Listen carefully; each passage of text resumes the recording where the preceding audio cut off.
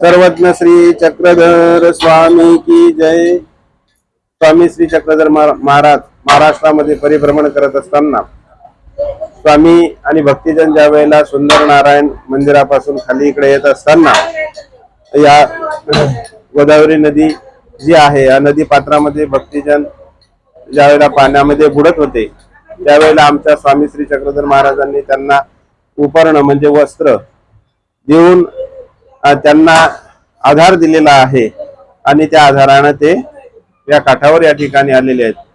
तर स्वामी म्हणतात की माझा जर तुम्ही आधार घेतला तर निश्चितच मी या संसाराच्या भवसागरातून तुम्हाला मी तारून नेतो। असं असलेलं हे म्हणजे संसारामधून परमेश्वर म्हणतात की जर तारून जायचं असेल तर आपण परमेश्वराला शरण गेलो पाहिजे। तर अशा पद्धतीचं निरूपण स्वामी त्या ठिकाणी करतात। असा असणारं हे पवित्र स्थान आहे जे आम्ही नमस्कार या ठिकाणी करतो आहे। नमस्कार, दंडवत प्रणाम।